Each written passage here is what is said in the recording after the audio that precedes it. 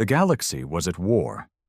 Not the kind of war fought with mere soldiers and strategy, but an all-consuming, civilization-ending slaughter. Entire planets burned. Empires that had stood for millennia crumbled under the weight of superior technology, ruthless tactics, and the cold efficiency of the Valir Dominion, the most advanced and feared species in the known universe. And now, Earth was next.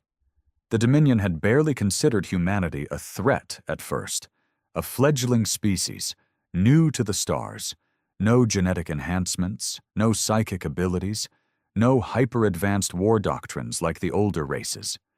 Humanity was a joke, a footnote in galactic history, destined to be crushed under the heel of those who had mastered space warfare centuries before they even built their first rocket. But the Valir had made one fatal mistake.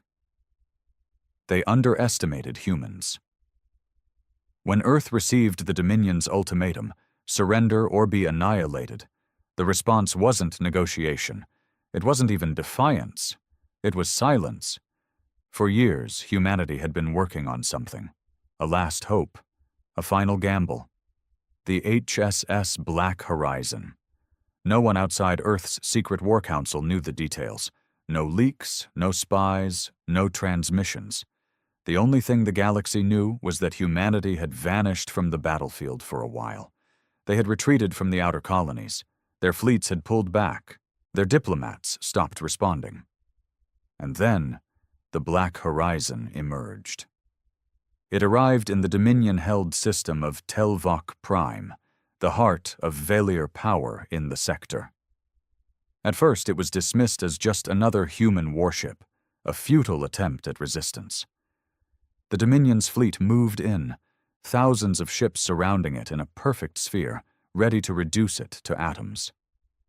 Then physics broke. It started as a shimmer around the Black Horizon's hull, like reality itself was struggling to decide what the ship was. Dominion sensors malfunctioned.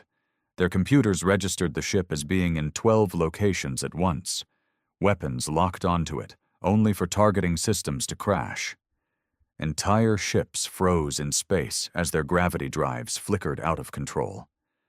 Then, without warning, the Black Horizon moved. Not the standard movement of a ship engaging thrusters or activating a warp drive. No, this was something else. It blinked. One moment it was surrounded, the next it was inside the Dominion formation. A vessel the size of a city, warping through space as if inertia and mass were mere suggestions. The Valir panicked. They opened fire. Beams of plasma, hyper-accelerated railgun slugs, exotic matter torpedoes, everything was thrown at the Black Horizon. It should have been destroyed. There was no way a ship, no matter how advanced, could survive such overwhelming firepower. But the weapons never landed. Reality warped around the Black Horizon like a liquid mirage. Energy beams curved away at impossible angles. Projectiles vanished as if they had never existed. Some shots even reversed direction, slamming into the Dominion fleet that had fired them. And then, it struck back. The Black Horizon didn't use traditional weapons. No turrets, no missiles, no beam arrays. Instead, it reached out. One Dominion battleship, the Kalos 17, vanished. No explosion, no debris. It simply ceased to be. A moment later, another ship was cut in half, but not like a normal slicing motion. It was as if the two halves had been in two separate realities and suddenly collided, shearing metal and flesh into an unrecognizable mess. The Valir admiral, Vakor, watched in horror from his command ship. He was no stranger to war, had conquered dozens of planets, seen every kind of weapon imaginable. But this was not a weapon. This was an abomination.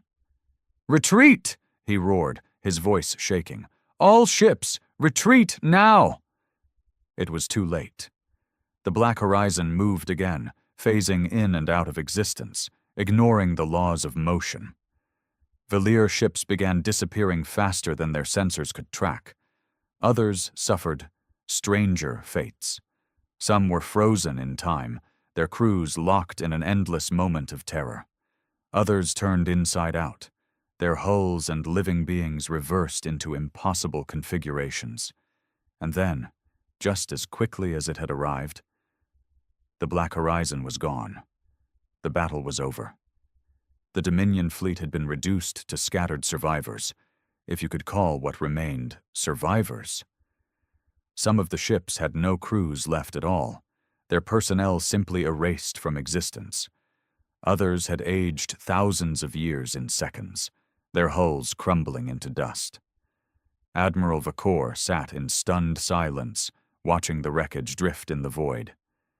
Humanity had done the impossible. They had built something that should not exist, a ship that defied reality itself. And the galaxy was about to learn just how terrifying humans could be. The Valier Dominion had ruled the stars for thousands of years. They had fought wars, crushed rebellions, and seen the rise and fall of countless civilizations. They were the dominant force in the galaxy. But for the first time in their history, they knew fear. Word of the battle at Telvok Prime spread like wildfire. Dominion commanders tried to suppress the reports, but surviving captains whispered the truth to their crews. A human warship had erased an entire armada with no known weaponry. It had moved like no ship should. It had warped physics. It had made their technology obsolete in an instant. And it wasn't alone. Intelligence reports from deep inside human territory suggested that the Black Horizon was only the first of its kind. The humans had disappeared from the galactic stage for years. What if they had built a fleet? What if they were preparing an invasion with warships that ignored the laws of the universe? Admiral Vakor, now a disgraced survivor of the massacre, stood before the Valier High Council in their grand chamber on Orvax 9. The towering figures of the Dominion's rulers loomed over him, their glowing eyes filled with fury and disbelief. "You expect us to believe," one of the counselors growled, "that a primitive species has built a warship that bends time and space?" "They are not primitive," Vakor replied, his voice hoarse. He hadn't slept in days. "They were hiding something from us, something impossible, something we cannot fight." Another counselor hissed. "No technology is beyond understanding. This Black Horizon is just an advanced warship. Perhaps they discovered a new cloaking system, or some kind of dimensional phase weapon." Vakor slammed a fist against the table. "Did you even read the reports? Ships did not explode, they vanished. Others had their entire crews erased while the hull remained intact. Some aged into dust in seconds. This is not a new weapon. This is something else." Silence filled the chamber. Finally, the High Warlord of the Dominion, a being older than any of them, spoke. His voice was low, calm, but carried the weight of absolute authority. "If what you say is true, then humanity has become a threat unlike any we have faced before." His glowing golden eyes narrowed. "And threats must be eliminated." Vakor felt the pit in his stomach grow. "You can't fight this, Warlord. We don't even understand what we're up against." The Warlord leaned forward, his expression unreadable. "Then we will learn." Meanwhile, deep in human space, aboard the HSS Black Horizon, Captain Dante Raines stood on the bridge, staring at the holographic display of the carnage they had left behind. Dominion ships reduced to wreckage, warships erased from time. The most powerful fleet in the sector, annihilated in minutes, and the Black Horizon had barely tried. "Status report," he ordered, his voice calm despite the implications of what they had just done. Lieutenant Emma Voss, the ship's chief tactical officer, tapped a few controls. "All systems normal. No structural damage. No energy depletion." Dante exhaled slowly. That was the terrifying part. The Black Horizon hadn't even strained itself in that battle. It had moved like a predator toying with prey. He turned to Dr. Elias Kern, the man responsible for designing this impossible ship. I assume you have an explanation for why our weapons don't behave like, weapons. Kern smirked, adjusting his glasses. Because they aren't. The Black Horizon doesn't fire missiles or energy beams like a normal warship. It manipulates reality itself. Explain. The scientist's eyes gleamed with excitement. The ship's core isn't powered by conventional physics. It's an artificial singularity, a controlled black hole. But not just any black hole. We engineered it using principles we don't fully understand yet. He leaned in, voice dropping lower. We found something buried beneath Europa's ice, an anomaly, a thing that shouldn't exist, and we built the Black Horizon around it. Dante felt a chill run down his spine. Are you telling me this ship isn't human technology? Oh, we built the ship, Kern said. But the power source? That's something else, something older. Dante stared out at the void beyond the bridge windows. A war was coming. The Velir Dominion wouldn't let this go. They would come with everything they had. But for the first time in human history, it didn't matter. Because humanity had something no one else did. A weapon that shouldn't exist. A warship that conquered the stars. And this was only the beginning. The Velir Dominion did not hesitate. Within hours of the Black Horizon's attack on Telvok Prime, the High Warlord had declared humanity an existential threat. All treaties were void. Diplomacy was dead. The order was simple: exterminate them. The Dominion's military machine moved with terrifying efficiency. Fleet after fleet was mobilized. Hundreds of warships, planetary assault divisions, and even their dreaded Sunbreaker-class dreadnoughts, capable of glassing entire worlds, were set on a direct course for Sul. This was not a war anymore. It was an execution. But humanity was ready. Captain Dante Raines stood in the dim glow of the bridge, eyes locked on the incoming threat. The largest fleet ever assembled was headed for Earth. The Dominion wanted them gone. Every last one of them. Good. Let them come. Status? He asked, his voice calm despite the storm on the horizon. Lieutenant Emma Voss pulled up the tactical display. Over 4,000 enemy vessels, battlecruisers, carriers, siege platforms, more than the combined strength of every human fleet in existence. Against them, one ship. And yet, Dante didn't flinch, because the Black Horizon was not a normal warship. Dr. Kern, he said, turning toward the scientist who had designed this monster. You said this ship doesn't operate on conventional technology. Tell me, just how powerful is it? Kern smirked. You saw what happened at Telvok Prime.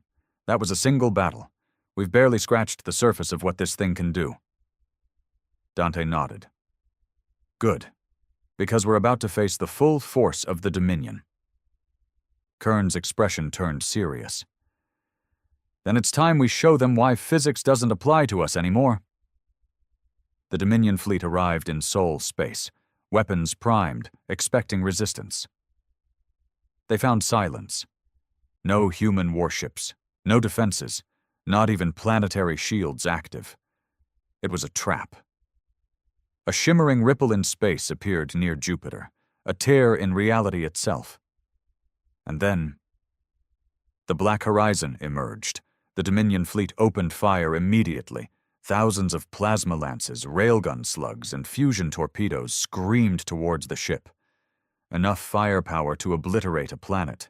And yet, the Black Horizon didn't move. Instead, the laws of physics broke. Energy beams bent backward, slamming into the Dominion's own fleet. Some torpedoes stopped in mid-air, frozen in time, before reversing course and hitting their launchers. Some ships simply disappeared, erased from existence like they had never been there. Panic spread. "What is this?" a Valir commander screamed over the comms. Admiral Vakor watched in horror from his flagship. "It's not a ship," he whispered. "It's a nightmare." And then, the Black Horizon attacked. It didn't fire weapons. It didn't launch fighters. It tore open reality. Gaps in space appeared, holes to nowhere. Dominion ships were pulled in, vanishing into infinite blackness, never to be seen again. Others aged thousands of years in seconds, their hulls crumbling to dust. Some were trapped in time loops, reliving their deaths over and over again. The Dominion fleet, the most powerful force in the galaxy, was being dismantled like a child's toy. Vakor turned to his bridge crew, his mind racing. There was only one option left.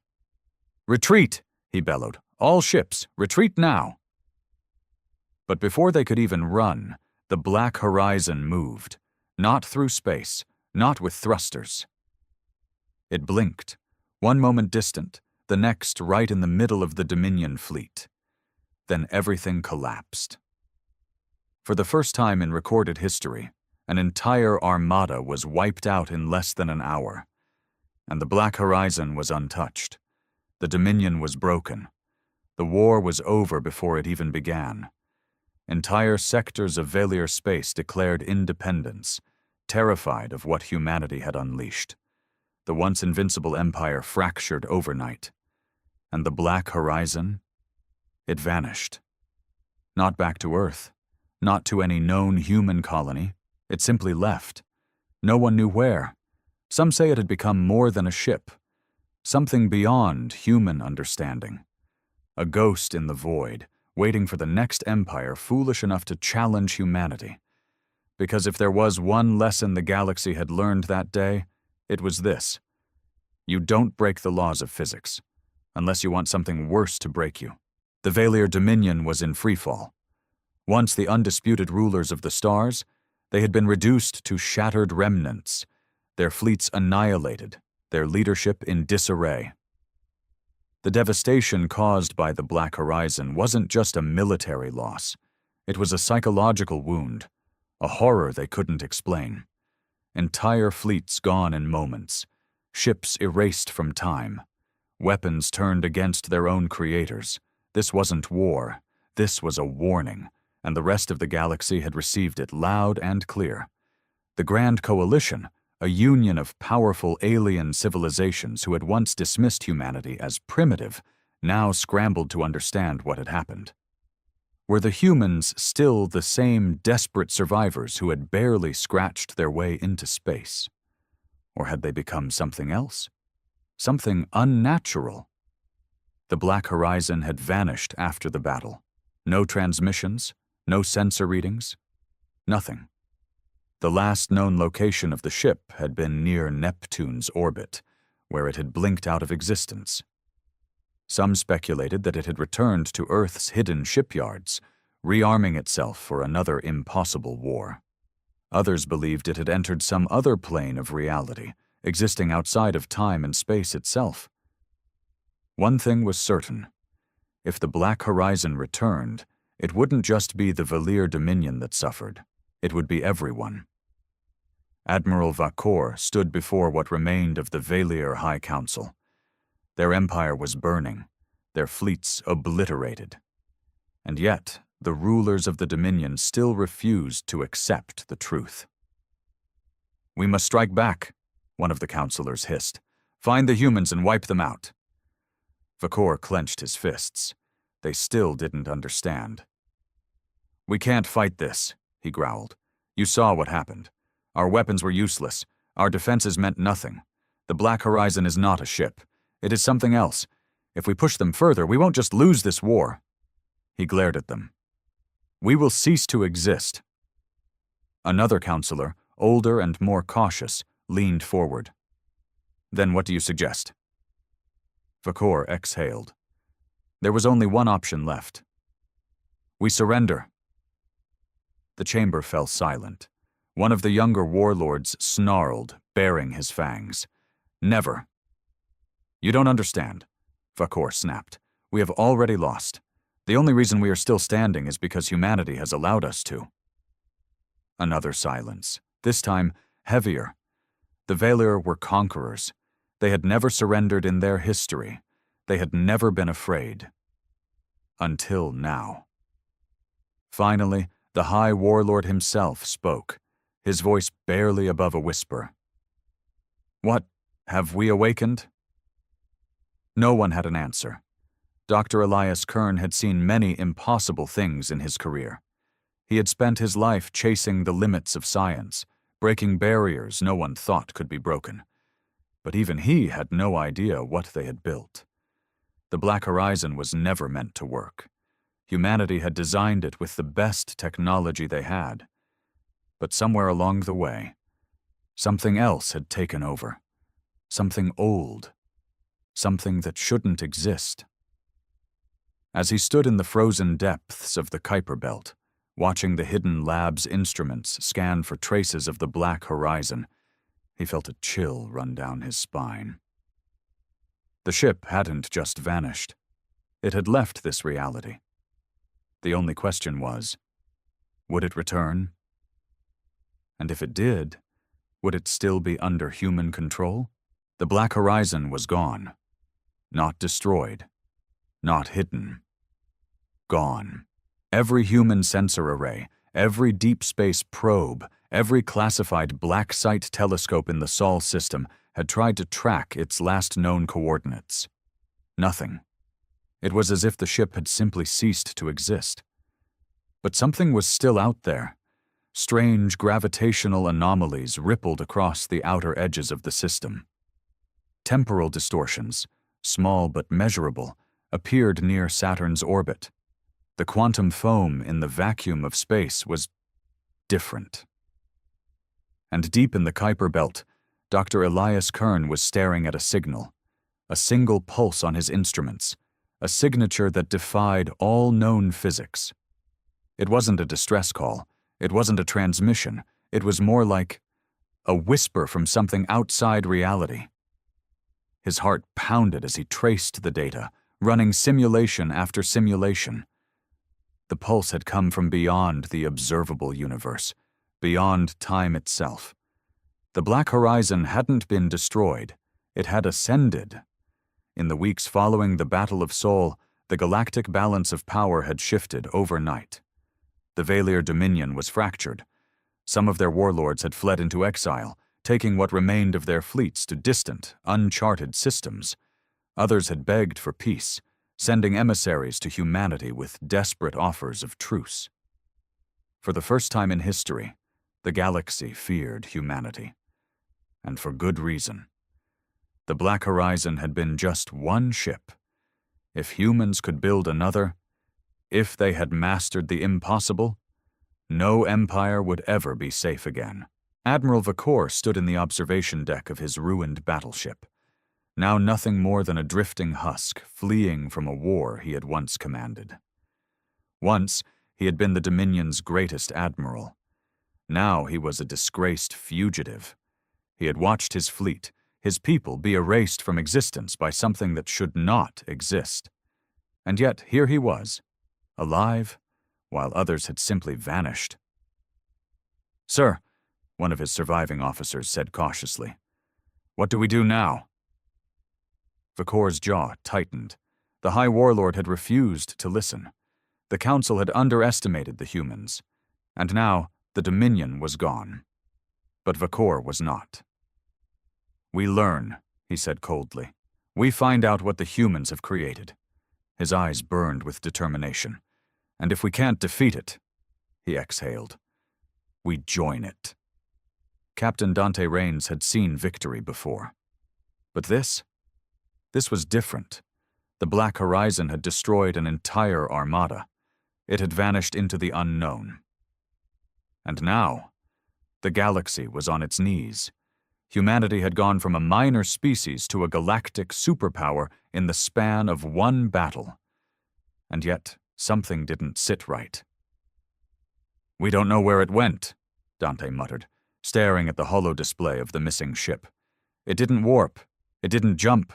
It just disappeared." Dr. Elias Kern stood beside him, arms crossed. Because it's no longer in our universe. Dante turned sharply.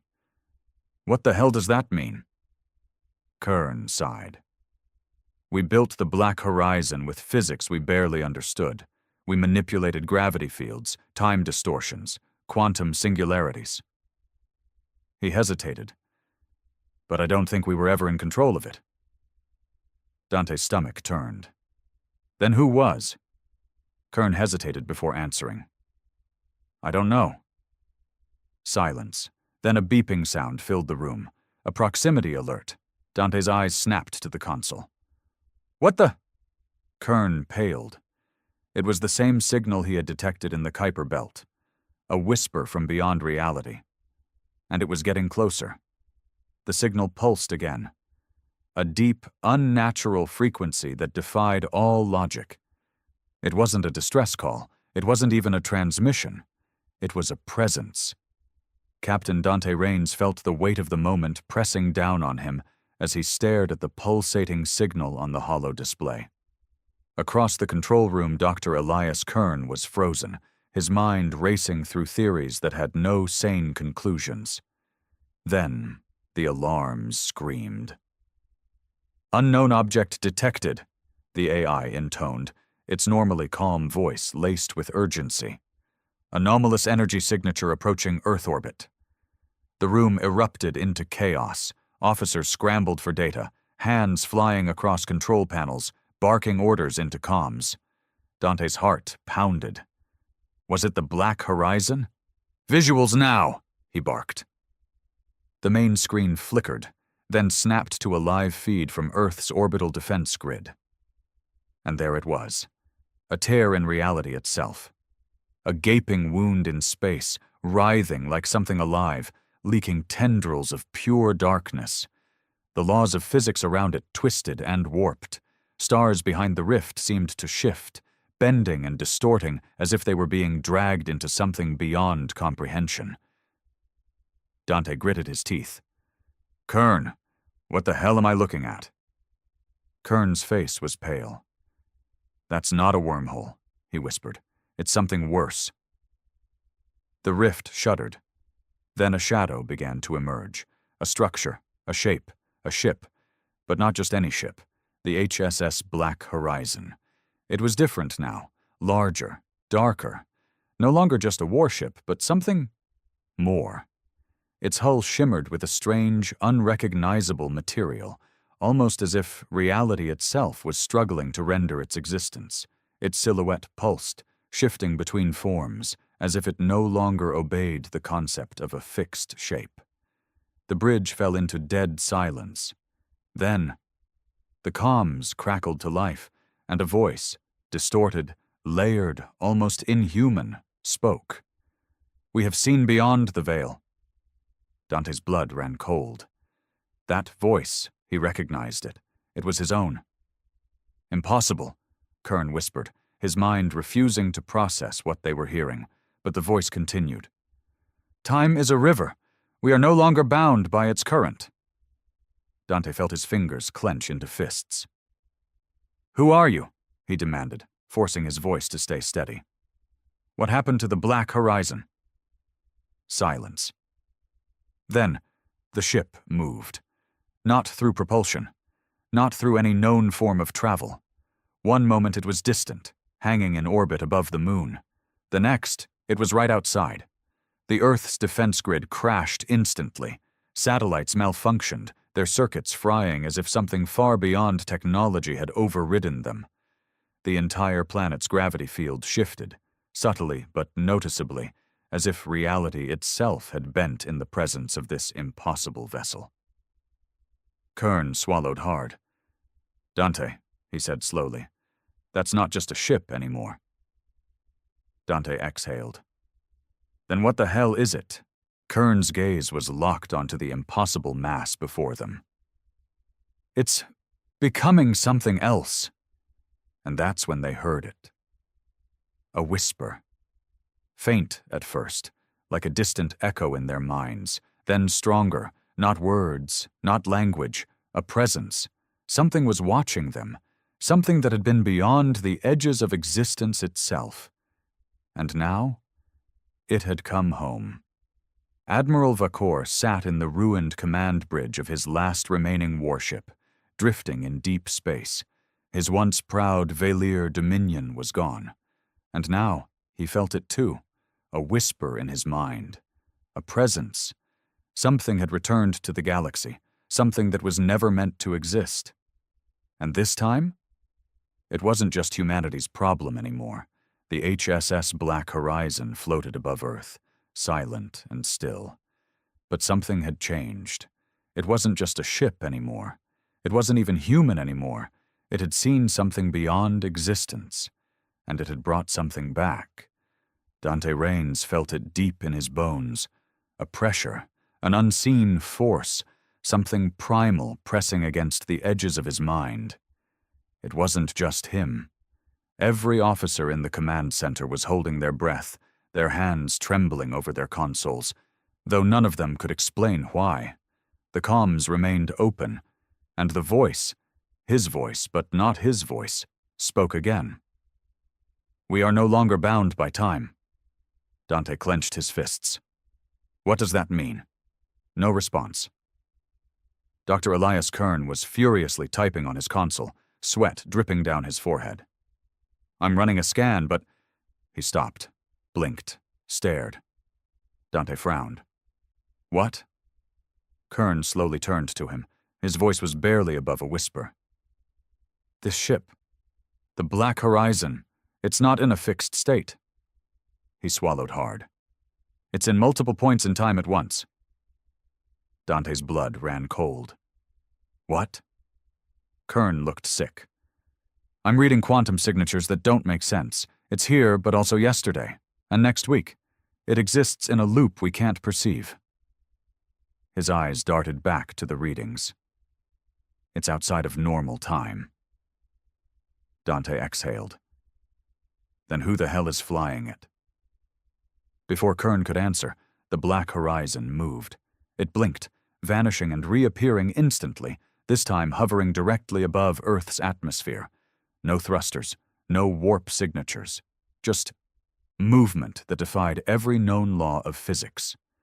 Then, the whispers grew louder, not just in Dante's head, across the entire planet. It started with a low, almost imperceptible hum. Then a ripple of something unseen washed over Earth. People collapsed in the streets. Soldiers dropped their weapons, clutching their heads. Civilians screamed. Scientists in deep space observatories froze in horror as instruments glitched and showed impossible readings. Something was speaking, not in words, not in language, in understanding. It poured into their minds like a flood. Knowledge that didn't belong, visions of things that had never happened, yet felt real. A man in New York fell to his knees, whispering in an ancient tongue he had never learned. A child in Tokyo screamed as she saw herself standing on an alien world that did not exist. A soldier on the lunar defense station dropped his rifle as his own reflection spoke to him from the polished glass. Time was unraveling, and the Black Horizon was at the center of it. Dante gritted his teeth, forcing himself to stay grounded as the whispers clawed at his mind. The room was spinning. His breath felt heavy, and then he saw it. A flash. Not of the past, not of the future, but of something beyond. A place that had no name, a void of shifting shapes and impossible colors, a reality that should not be, and in that place, the Black Horizon floated, surrounded by things that watched, things that were waiting. His heart nearly stopped, because at the center of it all, he saw himself. Not here, not now, but different versions of himself, infinite versions, standing in that impossible void. Some older, some younger, some with scars he didn't remember receiving. And all of them were staring right at him. The Black Horizon wasn't just moving through space. It wasn't just traveling through time. It was shifting through realities. And it had brought something back, something that wasn't supposed to be here, something that was waking up. Admiral Vakor stood aboard his refugee ship, staring at the transmission coming from the humans' homeworld. He didn't understand half of what was happening, but he understood one thing. The humans had done something no species had ever dared. They had broken time. And now, the entire galaxy was about to pay the price. The voice from the Black Horizon spoke one last time, and this time, the entire world heard it. We have seen beyond the veil. We have touched what was never meant to be touched. And now, it is awake. Then, the sky split open, and reality itself screamed. The sky above Earth split apart, not like a storm, not like an explosion, like a wound. A vast, shifting rupture tore through the upper atmosphere, spreading like cracks in glass. Beyond it? Nothing. Not space, not stars, just an infinite swirling void where time and physics had no meaning, and from that void, something was coming through. Dante Raines staggered back, his vision warping as the Black Horizon pulsed in synchronization with the rift. His earpiece crackled with panicked voices, military commanders, scientists, world leaders, all screaming at once. "What is that? We're losing planetary stability. Sir, something's inside the breach." Dr. Elias Kern was furiously typing on his console, but it was pointless. His calculations, his models, his understanding of physics, none of it applied anymore. Dante's pulse thundered in his ears. Then, the Black Horizon spoke one last time. "We have become more." A shudder ran through the planet. The ocean levels shifted, mountains trembled, and the thing in the void finally stepped through. There was no shape to it, no form that made sense. At times it looked mechanical, a vast warship of endless depth. At others it seemed organic, a shifting mass of eyes, limbs, and tendrils that flickered between dimensions. And yet, it was watching. Humanity had built the Black Horizon. They had unlocked something they never should have touched. And now, they had been noticed. Dante couldn't breathe. His mind filled with whispers, overlapping voices in 1,000 languages, speaking of things no human should ever comprehend.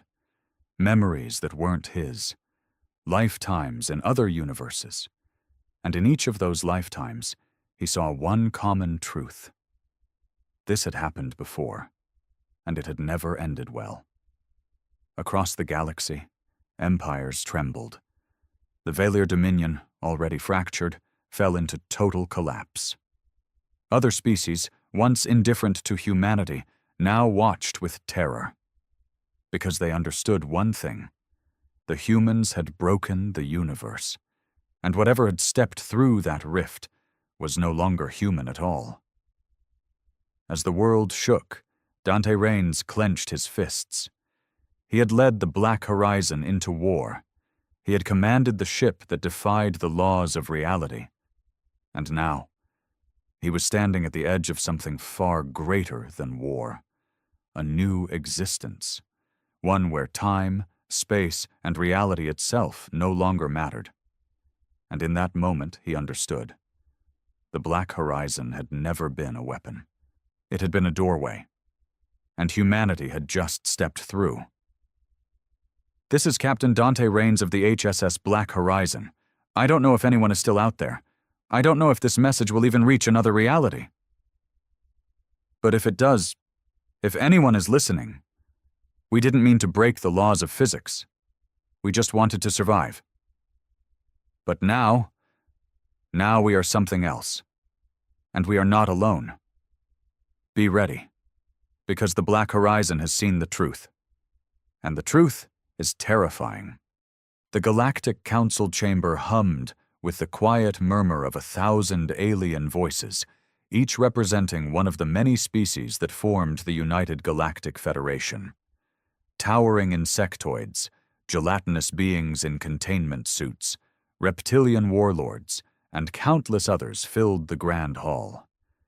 and standing before them, on a raised platform at the very center, was Ambassador Jason Reed, the last human voice in the council. He stood tall, though tension lined his face. The weight of his species' fate pressed heavily upon him. Across from him, Grand Arbiter Zelthoran, a being of the Ziffer Dominion with an elongated skull and shimmering emerald skin, raised a clawed hand. Silence fell upon the chamber. "Ambassador Reed," Zelthoran's voice echoed, laced with disdain. "The Council has deliberated. The vote is unanimous. Humanity is hereby expelled from the United Galactic Federation, effective immediately." A collective murmur swept through the chamber, some species showing satisfaction, others maintaining a neutral stance. Jason, however, remained unfazed. He had expected this. "This is a mistake," Jason said, his voice firm but measured. "You fear us because we refuse to kneel. You call us reckless because we fight for our own interests. But tell me, which one of you has never placed their own kind first?" Zelthoran's nostrils flared. "Your kind disrupts the balance. Humans refuse to adhere to our treaties, to our hierarchy. You lack the wisdom of older races and yet demand a seat at the table." Jason smirked. "Because we refuse to let stagnant, decaying civilizations dictate our future?" He scanned the room. "You preach peace, yet half the species here still wage wars in the dark. You say we're too young, yet we've done in 3 centuries what many of you haven't in millennia." A murmur of discontent rippled through the chamber. Some species nodded subtly, but none dared speak in defense of humanity. It was a lost cause. The decision had been made. Zelthoran struck the podium with his staff. "Enough. You may leave with what little dignity your kind still has." Jason inhaled sharply and nodded. "Fine. You don't want us? You won't have us. But you will regret this." He turned, his boots echoing against the pristine floor as he exited. The humans in attendance followed, silent but seething. Outside the chamber, General Amanda Vasquez, clad in her Earth Defense Fleet uniform, was already waiting with a knowing look. "They actually did it," she muttered. Jason sighed. "Yeah, they did." She crossed her arms. "So what now?" Jason's smirk returned, but this time it held something different: determination. "Now? We rewrite the rules." Humanity wasn't finished, not by a long shot. The moment humanity was expelled from the Galactic Council, the wheels of change began turning. Back on Earth, the announcement was met with fury. News broadcasts ran footage of Jason Reed's final stand in the council chamber, replaying his words again and again.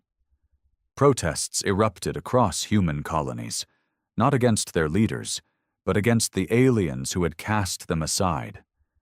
The people didn't see this as a loss. They saw it as a declaration of war, one that had yet to be fought.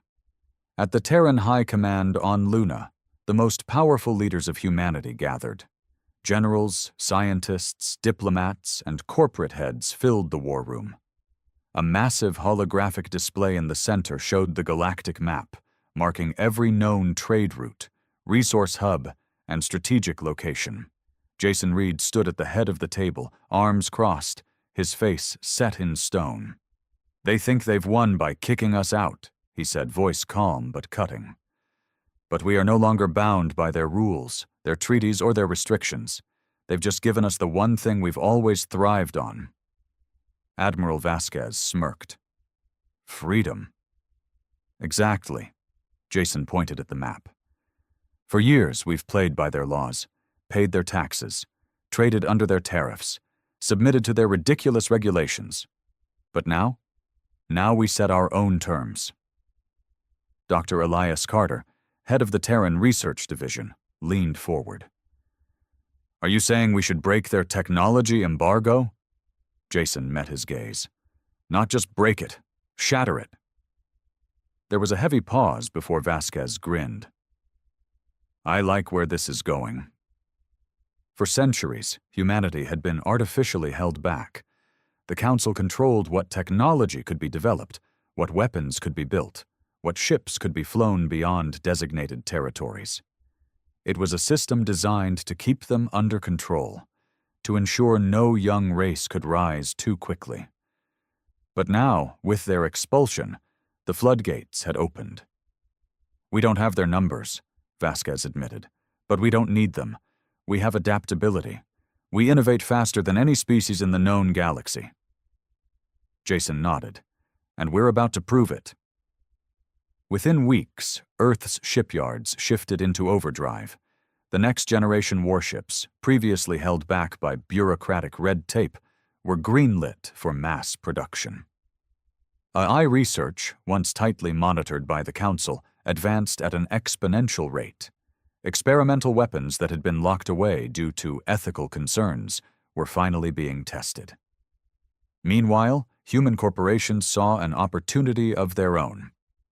With the Council's restrictions gone, Terran companies expanded aggressively into regions where alien businesses had once dominated. Human privateers, once labeled as mere traders, became something else entirely. Armed merchant fleets secured trade routes, offering protection for a price.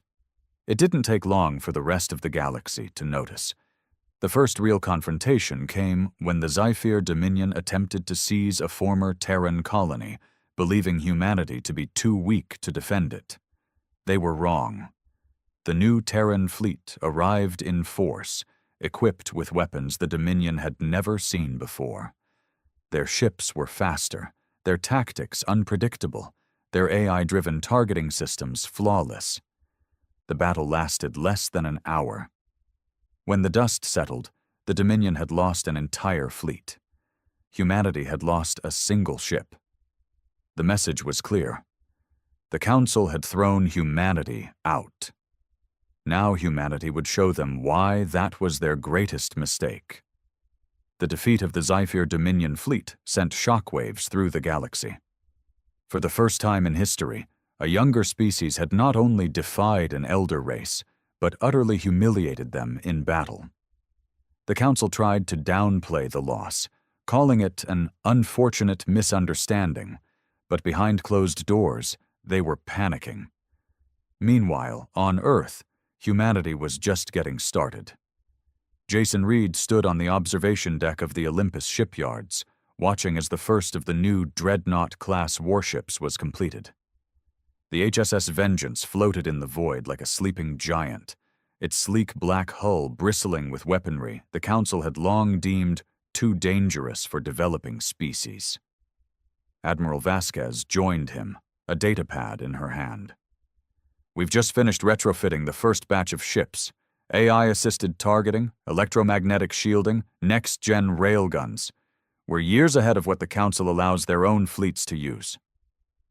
Jason smirked. "Good, because they're about to come knocking." The Council had underestimated humanity for too long.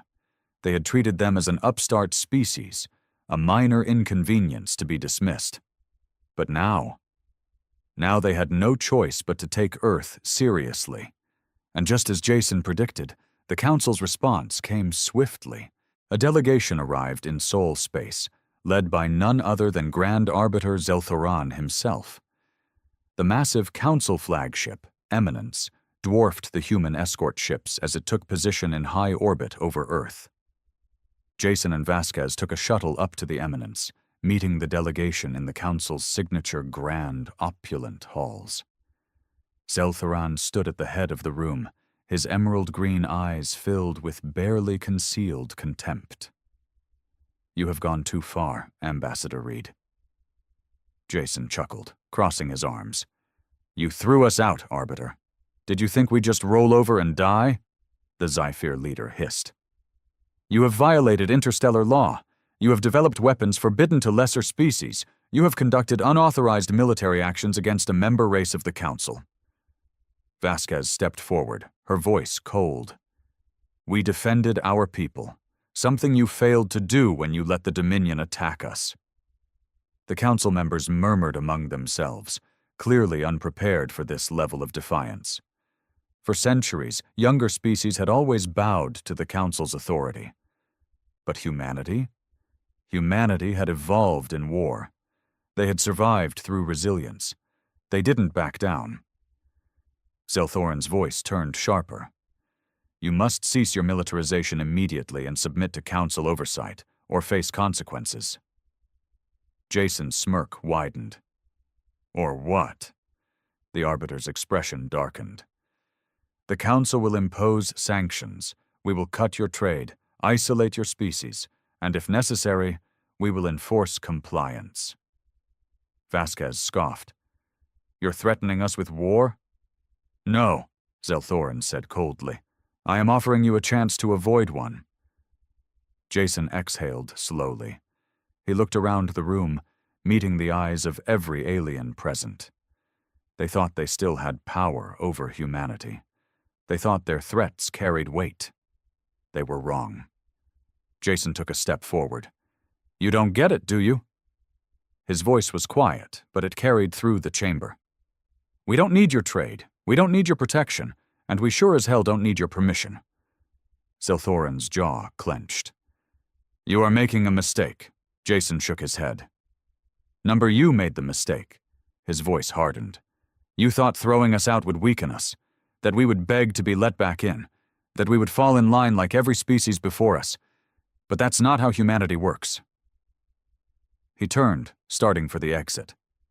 Before leaving, he glanced over his shoulder. You wanted us out? Fine. But from now on, humanity answers to no one.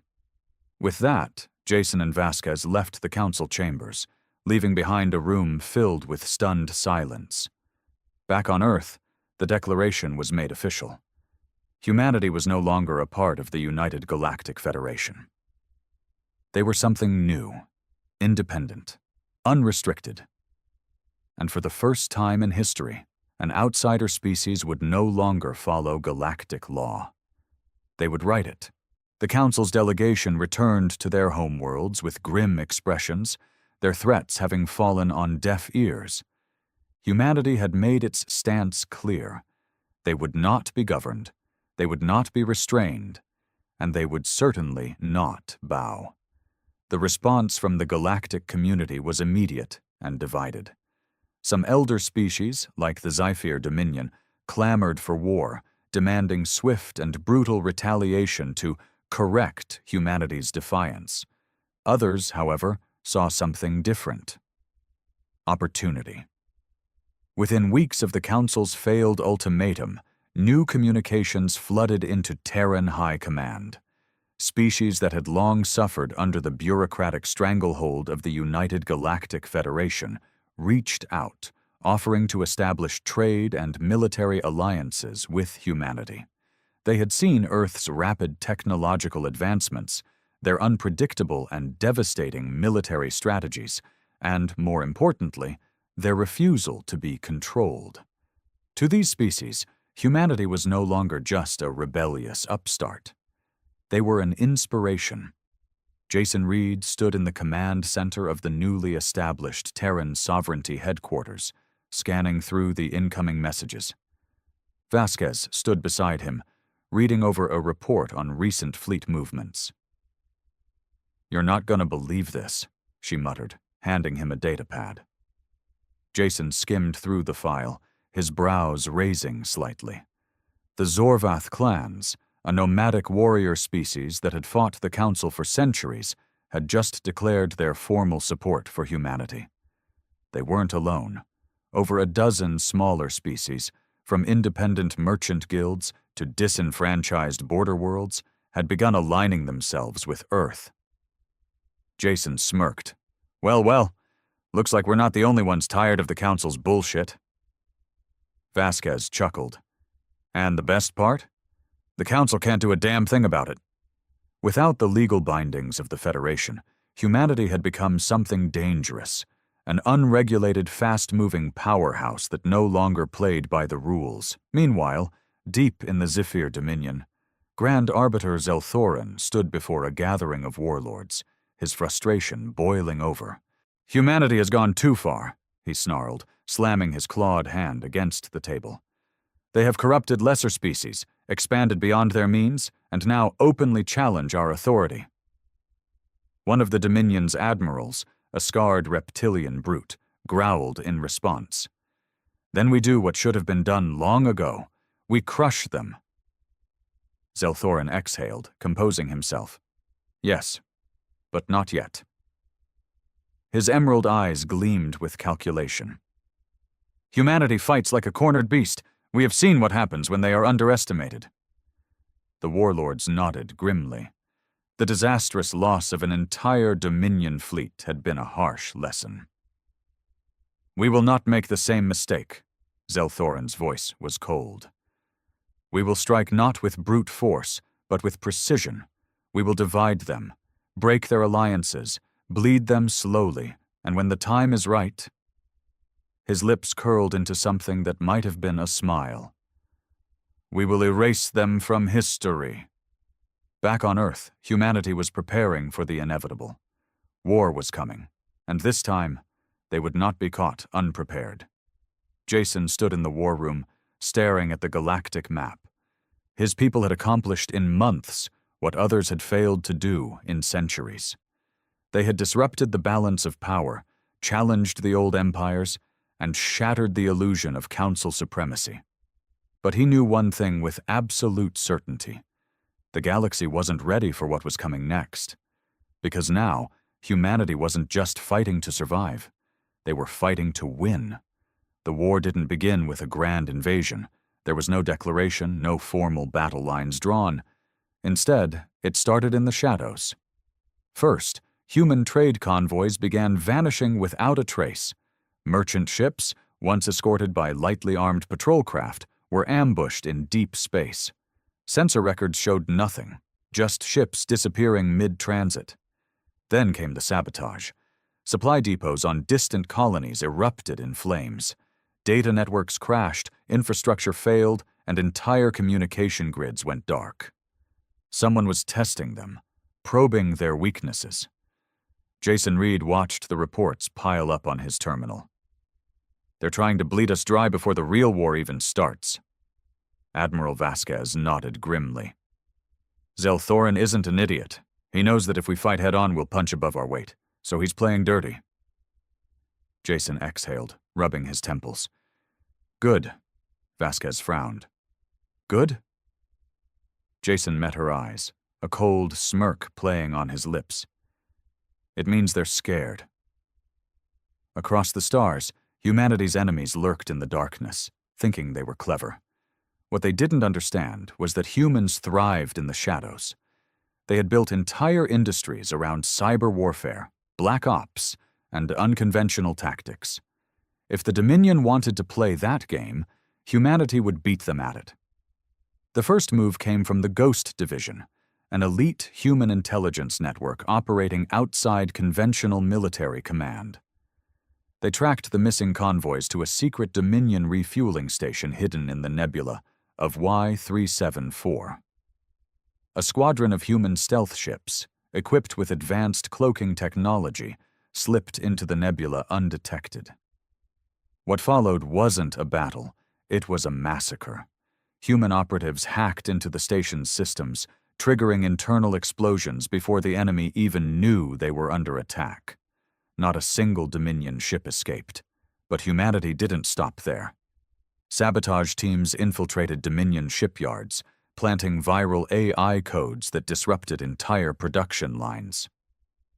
Advanced human AI, no longer restricted by council laws, launched relentless cyber attacks against Dominion war networks.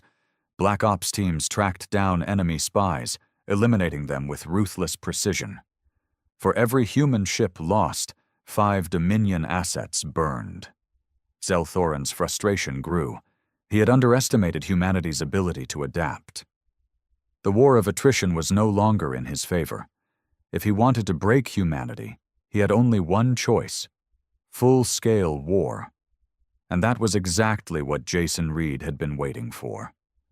On Earth, the final piece of humanity's defense was completed: the Revenant Protocol, a fleet unlike anything the galaxy had ever seen. The moment the Dominion committed to open war, they would face not just humanity's military, but an unstoppable force of AI-driven warships, cybernetic-enhanced soldiers, and weapons so advanced that the Council had once forbidden them from even being researched. Humanity had been shackled for too long.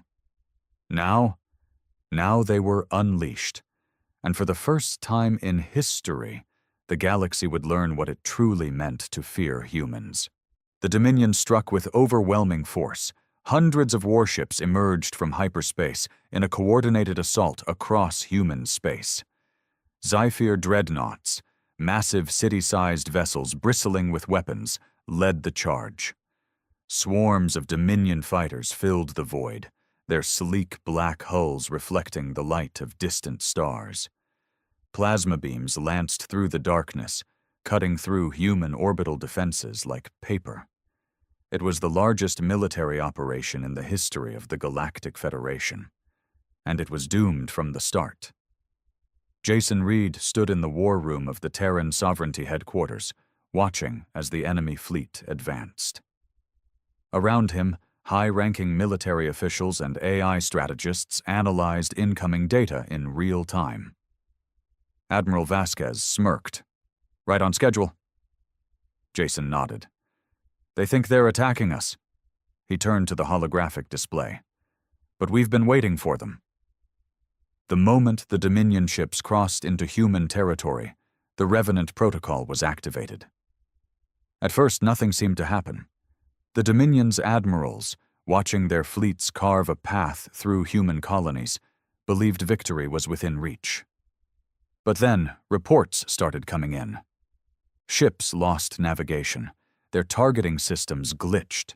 Entire battle groups went silent, their systems crashing without explanation. That's when the first human counterattack struck. In the shadow of a dying star, an unmanned Terran battleship, controlled entirely by AII, emerged from behind an asteroid belt and opened fire. Its railguns, powered by experimental magnetic acceleration, tore through Dominion hulls like they were made of paper. The enemy barely had time to react before another ship decloaked, then another, then hundreds. The humans had learned from their enemies. They had studied their tactics, their strategies. Now they were using them against them. Dominion admirals panicked as the tide turned. Human fleets, moving in unpredictable AI-coordinated patterns, outmaneuvered their forces at every turn. Dominion ships found themselves surrounded, their escape routes cut off. And then came the final blow. Cybernetic warfare. The AI viruses that humanity had developed, no longer restricted by Council laws, unleashed themselves upon Dominion networks. The enemy's own ships turned against them, firing on their allies. Dreadnoughts powered down mid-battle, their crews locked out of control systems. The war had lasted only a day. By the time the Dominion fleet realized what had happened, it was already too late. Zelthorin, watching from the bridge of his flagship, felt something he had never felt before. Fear. Humanity had rewritten the rules of war.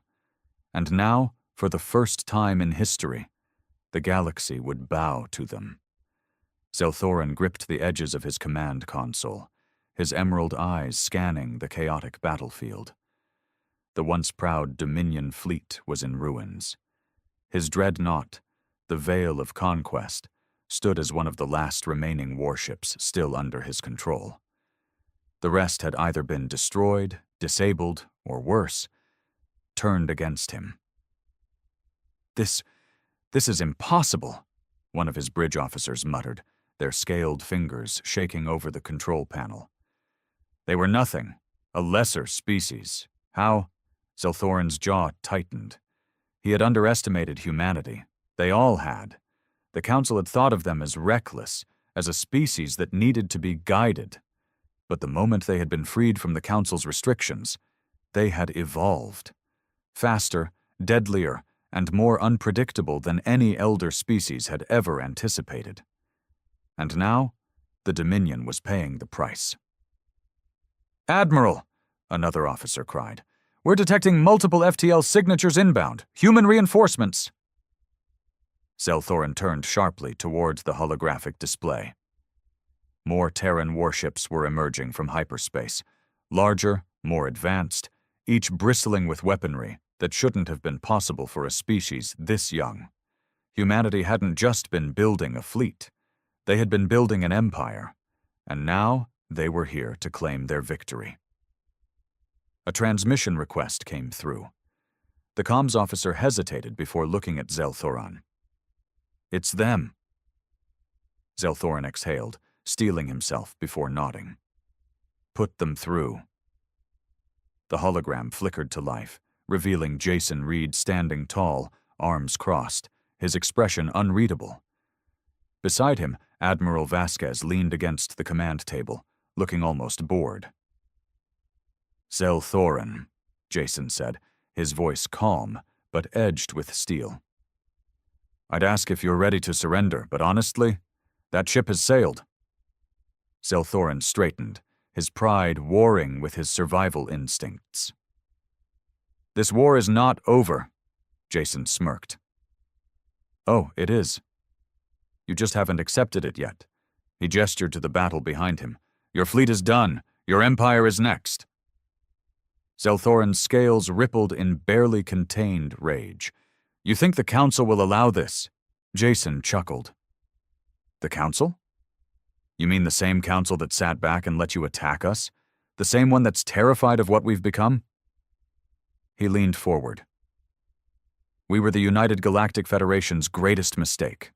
They kept us leashed, slowed us down, made sure we never got too powerful." His eyes darkened. "But then they threw us out. And now we're done playing by their rules." Zelthorin knew then. This wasn't just about the Dominion anymore. This was about humanity taking their place in the galaxy. No longer outcasts, no longer restricted. They were writing the new laws now, and the rest of the galaxy would have no choice but to follow. The war had ended. The Terran sovereignty had begun. The fall of the Zephyr Dominion was only the beginning. News of humanity's overwhelming victory spread across the galaxy like wildfire. The Dominion, once an empire that had ruled through fear and brute force, was shattered. Their fleets lay in ruins, their warlords scrambling to secure what little power they had left. Some tried to flee, others attempted last-ditch resistance, but it didn't matter. Humanity had already won, and the galaxy was watching. Inside the United Galactic Federation's High Council chambers, panic gripped the elder races. The very species that had once voted to expel humanity now faced a terrifying reality. "They crushed the Dominion in a day," one counselor whispered, their many eyes wide with disbelief. "They are rewriting warfare itself," another hissed. "We have underestimated them for too long." At the head of the chamber, the Supreme Chancellor of the Council, a towering cephalopod-like being, raised a tendril. "Enough," it rumbled. "Humanity has overstepped. Their reckless expansion and disregard for order threaten us all." A silence fell. Everyone in the chamber understood what those words meant. They were preparing for war. But this time, the Council wouldn't just rely on one empire to fight their battle. They would unite all of them. Back on Earth, Jason Reed stood in the heart of the Terran Sovereignty headquarters, watching as holographic reports streamed in. Across former Dominion space, humanity wasn't just occupying planets. They were integrating them. Rebellious factions, long oppressed by the Dominion, welcomed human forces as liberators. Former Dominion warships, now under Terran control, were being repurposed into the growing Sovereignty fleet. Humanity wasn't just expanding. They were building something new. Admiral Vasquez walked up beside him, arms crossed. "Council's pissed," she said, tossing a datapad onto the table. "They just declared us an unlawful rogue state." Jason smirked. "Let me guess. They're calling for collective action against the human threat?" Vasquez nodded. "They're gathering a coalition. The Council is scared, Jason. They know they can't control us anymore, so they're about to throw everything they have at us." Jason exhaled, glancing at the map of the galaxy. The Council had every advantage: numbers, resources, alliances forged over millennia. On paper, humanity was still outmatched, but they weren't fighting on paper. He turned to the gathered military leaders. They think we're reckless, unstable, that we're going to lash out first. General Carter scoffed. They clearly don't know us. Jason nodded. Exactly. We're not going to start this war. They are, and when they do? He leaned forward, his voice quiet but firm. We finish it. As the Galactic Federation mobilized its grand alliance, they didn't realize the truth. They weren't fighting an upstart species anymore. They were fighting the architects of a new galactic order. And humanity? Humanity had been waiting for this moment all along. The war began not with a declaration, but with an execution. A human diplomat, sent to negotiate a peaceful resolution with the Galactic Council, was arrested upon arrival. Within hours, a public broadcast aired across the galaxy, an image of the diplomat kneeling before the Council's high tribunal, their hands bound, their face bloodied. Then, the sentence was carried out. A plasma blade swung down, and humanity had its answer. The response was immediate. On Luna, inside the war room of Terran's Sovereignty headquarters, Jason Reed watched the execution replay in silence. Around him, the highest-ranking officials of humanity stood, their expressions grim. Admiral Vasquez exhaled slowly. Well, I guess we're past negotiations. Jason's jaw tightened. He had expected war. He had even welcomed the challenge. But this? This wasn't just a strategic move. This was a message. The Council hadn't simply declared war. They had made it personal. He turned to General Carter. How long until the fleet is ready? Carter didn't hesitate. We can deploy within 48 hours. Jason nodded. Then let's make something clear. His voice was cold, final. The Council wanted to show the galaxy what happens to those who defy them. He gestured to the holographic display, where the execution still played on loop. Now we show them what happens when you provoke humanity. The first strike came at the edges of Council space. Terran warships, sleek and bristling with weapons the Council had deemed too dangerous centuries ago, emerged from slip space without warning. The enemy's fleets, built for control, not survival, were caught unprepared. Their defensive lines collapsed in minutes. Their colonies, used to Federation peacekeeping, surrendered before the first shots were even fired. But humanity wasn't here to occupy. They were here to burn the old order to the ground. Council shipyards were reduced to floating wreckage. Military outposts were turned into lifeless husks. Every strategic stronghold, every carefully placed defensive barrier, shattered. And the most terrifying part? The Council had no idea where humanity would strike next, because humanity wasn't following any pattern the elder species understood. They weren't following rules. On the Council's homeworld, panic reigned. The Supreme Chancellor stood in the Grand War Chamber, surrounded by trembling advisors. They are unpredictable, one of the generals admitted. They do not fight like the Dominion. They do not fight like anyone we have faced before. The Chancellor's tendrils coiled in frustration. Then what do they want? Silence. No one had an answer. Because for the first time in history, the Council was fighting an enemy that wasn't seeking land, resources, or status. Humanity didn't want concessions. They wanted justice, and they wouldn't stop until the Council was nothing but dust. Back on Earth, Jason Reed watched as the first phase of the war unfolded exactly as planned. His fleet commanders sent in their latest reports. One by one, the Council's defenses were collapsing. But Jason knew this was just the beginning. He turned to Vasquez. Tell me when we have a clear path. Vasquez raised an eyebrow. A clear path to where? Jason's expression was ice. To their homeworld. Because this wasn't just war.